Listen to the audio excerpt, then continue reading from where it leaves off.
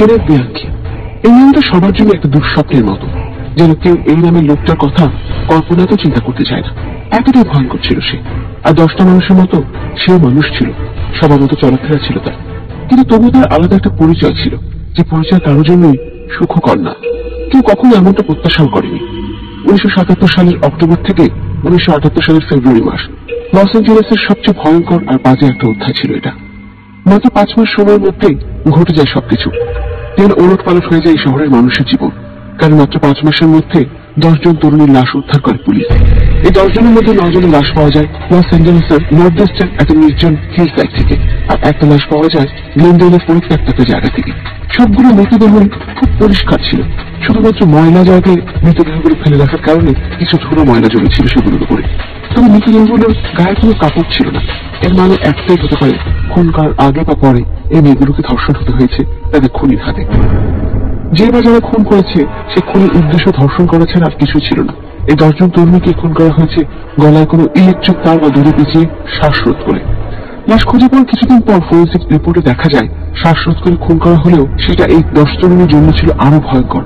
কারণ খুন করার জন্য হাতে অনেক সময় নিয়েছে, ধীরে ধীরে একটু একটু করে খুন করেছে তাদের সবাইকে। অর্থাৎ কোনো খোলা ময়দানে অথবা রাস্তার পাশে তাদের খুন করা হয়নি, মানে খুব ঠান্ডা মাথায় কোন একটা নির্দিষ্ট স্থানে নিয়ে গিয়ে পরিকল্পিত ভাবে খুনটা হয়েছিল। এর কারণে খুনির হাতে অনেক সময়ও ছিল। লাশগুলো খুঁজে পাওয়ার পর পুলিশ কিছুটা চাপের মুখে পড়ে যায়, কারণ মাত্র 5 মাসে এতগুলো খুন যদি হয়ে যেতে পারে তবে সেই শহরে কেউই আসলে নিরাপদ না। আর হুট করে এত কম সময়ে এত খুন হবেই বা কেন? Kenneth Bianchi.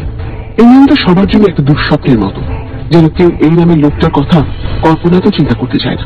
এতটাই ভয়ঙ্কর ছিল সে। আর 10টা মানুষের মতো সেও মানুষ ছিল, সবার মতো চলাফেরা ছিল তার। কিন্তু তবু তার আলাদা একটা পরিচয় ছিল, যে পরিচয় কারোর জন্যই সুখকর না। কেউ কখনো এমনটা প্রত্যাশাও করেনি। 1977 সালের অক্টোবর থেকে 1978 সালের ফেব্রুয়ারি মাস লস অ্যাঞ্জেলেসের সবচেয়ে ভয়ঙ্কর আর বাজে একটা অধ্যায় ছিল এটা। মাত্র 5 মাস সময়ের মধ্যেই ঘটে যায় সবকিছু। যেন ওলট পালট হয়ে যায় এই শহরের মানুষের জীবন। কারণ মাত্র 5 মাসের মধ্যে 10 জন তরুণীর লাশ উদ্ধার করে পুলিশ। এই 10 জনের মধ্যে 9 জনের লাশ পাওয়া যায় লস অ্যাঞ্জেলেসের নর্থ ইস্টের একটা নির্জন হিল সাইড থেকে, আর একটা লাশ পাওয়া যায় গ্লেনডেলের পরিত্যক্ত একটা জায়গা থেকে। সবগুলো মৃতদেহ খুব পরিষ্কার ছিল, শুধুমাত্র ময়লা জায়গায় মৃতদেহগুলো ফেলে রাখার কারণে কিছু ধুলো ময়লা জমেছিল সেগুলোর উপরে। তবে মৃতদেহগুলোর গায়ে কোনো কাপড় ছিল না। এর মানে একটাই হতে পারে, খুন করার আগে বা পরে এই মেয়েগুলোকে ধর্ষণ হতে হয়েছে তাদের খুনির হাতে। যে বা যারা খুন করেছে সে খুনের উদ্দেশ্য ধর্ষণ করা ছাড়া আর কিছু ছিল না। এই 10 জন তরুণীকে খুন করা হয়েছে গলায় কোনো ইলেকট্রিক তার বা দড়ি পেঁচিয়ে শ্বাসরোধ করে। লাশ খুঁজে পাওয়ার কিছুদিন পর ফরেন্সিক রিপোর্টে দেখা যায় শ্বাসরোধ করে খুন করা হলেও সেটা এই 10 তরুণীর জন্য ছিল আরো ভয়ঙ্কর। কারণ খুন করার জন্য হাতে অনেক সময় নিয়েছে, ধীরে ধীরে একটু একটু করে খুন করেছে তাদের সবাইকে। অর্থাৎ কোনো খোলা ময়দানে অথবা রাস্তার পাশে তাদের খুন করা হয়নি, মানে খুব ঠান্ডা মাথায় কোন একটা নির্দিষ্ট স্থানে নিয়ে গিয়ে পরিকল্পিত ভাবে খুনটা হয়েছিল। এর কারণে খুনির হাতে অনেক সময়ও ছিল। লাশগুলো খুঁজে পাওয়ার পর পুলিশ কিছুটা চাপের মুখে পড়ে যায়, কারণ মাত্র 5 মাসে এতগুলো খুন যদি হয়ে যেতে পারে তবে সেই শহরে কেউই আসলে নিরাপদ না। আর হুট করে এত কম সময়ে এত খুন হবেই বা কেন? 11 মাস পর বেলিংহাম ওয়াশিংটনের একটা ছোট্ট সিপোর্ট টাউনে অবশেষে হিলসাইড স্ট্র্যাংলারের ধাঁধার অবসান ঘটে। ওয়াশিংটন ইউনিভার্সিটির 2 জন শিক্ষার্থী 27 বছর বয়সী ডিয়ানা ওয়াইল্ডার আর 22 বছর বয়সী ক্যারেন মেন্ডেকের খুন হয়। পুলিশ এই 2 জনের লাশ খুঁজে পায় ক্যারেন মেন্ডেকের গাড়িতে। এই 2 জনকেও সে একইভাবে খুন করা হয়েছে যেভাবে খুন করা হয়েছিল বাকি 10 জনকে। এই খুনের সন্দেহে বেলিংহাম পুলিশ 26 বছর বয়সী সেই ইউনিভার্সিটির সিকিউরিটি গার্ড কেনেথ বিয়াঙ্কিকে গ্রেফতার করে। লাশ উদ্ধার করার পর পুলিশ সেখান থেকে কিছু ক্লু পেয়েছিল, যার কারণে তাদের মনে হয়েছে এই খুন কেনেথ বিয়াঙ্কি ছাড়া আর কেউ করতে পারে না। কেনেথ বিয়াঙ্কি ওয়াশিংটন ইউনিভার্সিটির সিকিউরিটি গার্ড হলেও তার কাছে লস অ্যাঞ্জেলেসের ড্রাইভিং লাইসেন্স ছিল। এটা জানার পর বেলিংহাম পুলিশ লস অ্যাঞ্জেলেসের পুলিশ ডিপার্টমেন্টে ফোন দিয়ে এই কেনেথ বিয়াঙ্কির ব্যাপারে তথ্য দিতে বলে।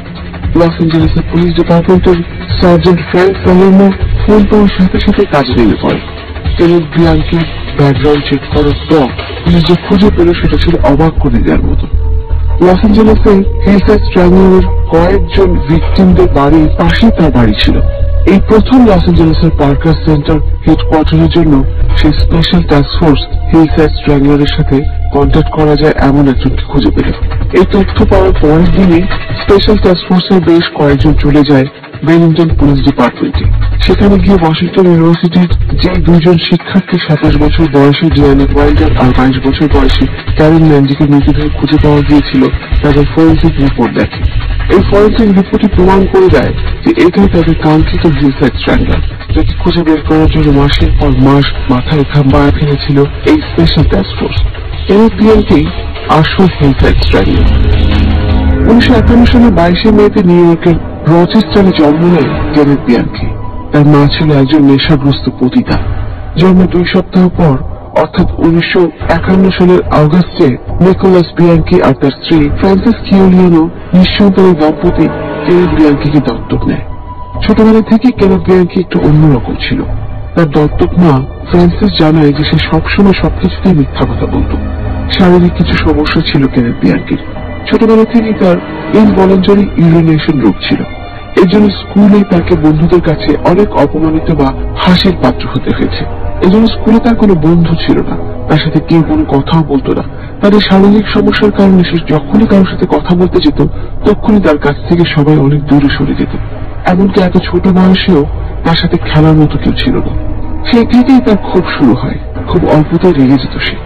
এর জন্য 10 বছর বয়সে তার দত্তক মা তাকে অনেকবার সাইকিয়াট্রিস্টের কাছে নিয়ে যায়। 11 বছর বয়সে তার আইকিউ লেভেল ছিল 116। এত ভালো আইকিউ থাকার পরও সে তার বুদ্ধিমত্তা কাজে লাগাতে পারেনি। তাকে ছোটবেলায় 2 বার স্কুল বদল করতে হয়েছে পড়ালেখায় খারাপ রেজাল্ট করার কারণে। এর জন্য তার শিক্ষকরা তাকে লেজি বলে আখ্যায়িত করে। 1964 সালে কেনেথ বিয়াঙ্কির দত্তক বাবা নিকোলাস বিয়াঙ্কি নিউমোনিয়া রোগে আক্রান্ত হয়ে মারা যায়। বাবার মৃত্যুতে কেনেথ বিয়াঙ্কি কোন রকমের কষ্ট বা সমবেদনা দেখায়নি। হাজবেন্ড মারা যাওয়ার পর ফ্রান্সিসকে সংসারের হাল ধরতে হয়। এর জন্য কেনেথ বিয়াঙ্কি যখন হাই স্কুলে পড়ে তখন তার দত্তক মা চাকরির কারণে বেশিরভাগ সময় বাড়ির বাইরে থাকত। গেইলসচিল হাই স্কুল থেকে গ্রাজুয়েশন কমপ্লিট করার পর 1970 সালে কেনেথ বিয়াঙ্কি তার স্কুলের প্রেমিকাকে বিয়ে করে। তিনি বিয়ে বেশি দিন টিকেনি। তার স্ত্রী কোনো কারণ বা ব্যাখ্যা না দিয়ে তাকে ডিভোর্স দিয়ে দেয়। এরপরে পড়াশোনা চালিয়ে যায়নি কেনেথ বিয়াঙ্কি। ডিভোর্সের পর কেনেথ বিয়াঙ্কি একটা জুয়েলারি শপে সিকিউরিটি গার্ডের চাকরি করতে শুরু করে। সিকিউরিটি গার্ড হয়েও সে ওখান থেকে অনেক গহনা চুরি করে তার প্রেমিকদের উপহার দিত তাদের বিশ্বাস অর্জন করার জন্য। মালিকের কাছে ধরা খাওয়ার পর সেখান থেকে তাকে চাকরিচ্যুত করা হয়। দোকানের মালিক নিতান্ত ভদ্র মানুষ ছিল বলে তাকে সেই সময় পুলিশের হাতে দেয়নি। এরপর 1977 সালে কেনেথ বিয়াঙ্কি চলে আসে লস অ্যাঞ্জেলেসে। সেখানে এসে তার কাজিন অ্যাঞ্জেলো বুয়োনোর সাথে থাকতে শুরু করে।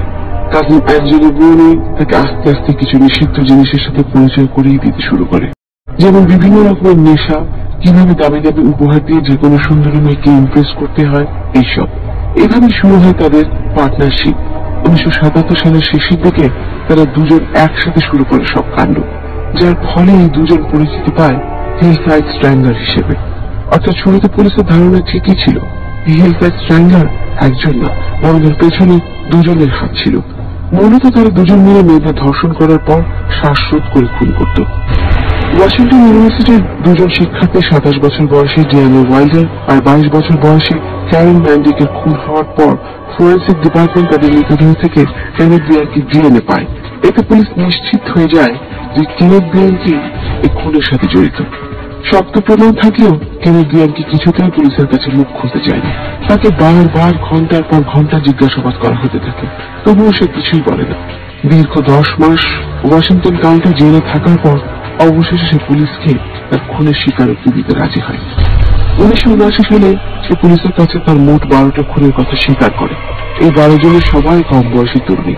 এই 12 জন হচ্ছে 19 বছর বয়সী লিওনার্ডা ওয়াশিংটন, 15 বছর বয়সী জুডিথ লিন মিলার, 21 বছর বয়সী লিসা ক্যাস্টিন, 28 বছর বয়সী জেন কিং, 12 বছর বয়সী ডোনারেস কেপেডা, 14 বছর বয়সী সোনিয়া জনসন, 20 বছর বয়সী ক্রিস্টিনা ওয়েকলার, 18 বছর বয়সী লরেন ওয়েগনার, 17 বছর বয়সী কিম্বারলি মার্টিন, 20 বছর বয়সী সিন্ডি লি হার্টস্পেট, 22 বছর বয়সী ক্যারেন ম্যান্ডিক আর 27 বছর বয়সী ডিয়ানা ওয়াইল্ডার।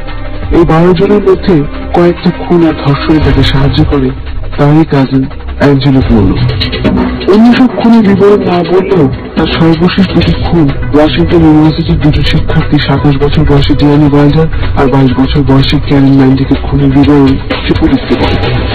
1979 সালের 17 জানুয়ারি রাতে ডিয়ানি ওয়াইল্ডার আর ক্যারেন ম্যান্ডিকের সাথে ক্যারেনের গাড়িতে করে ক্লাব থেকে বাসায় ফিরছিল। তখন তাদের রাস্তায় দেখতে পায় কেনেথ বিয়াঙ্কি। তখন তাদের সাথে নানা কথা বলে তাদের ভুলিয়ে ভালিয়ে সে যে বাড়ি সে রাতের জন্য গার্ড দিচ্ছে সেই বাড়িতে নিয়ে যায়। সেখানে নিয়ে যাওয়ার পর ড্রিঙ্কের সাথে এক নেশাজাতীয় দ্রব্য মিশিয়ে দিয়ে তাদের দুজনকে অজ্ঞান করে ফেলে।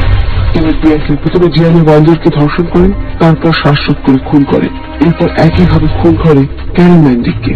মূলত তার ট্রাবলড চাইল্ডহুডের কারণে কেনেথ বিয়াঙ্কির এরকম মানসিক সমস্যা দেখা দেয়। সুপ্রিম কোর্ট এই বিষয়টা বিবেচনায় রেখে কেনেথ বিয়াঙ্কি আর তার কাজিন অ্যাঞ্জেলো বুয়ানোকে যাবজ্জীবন কারাদণ্ড দেয়।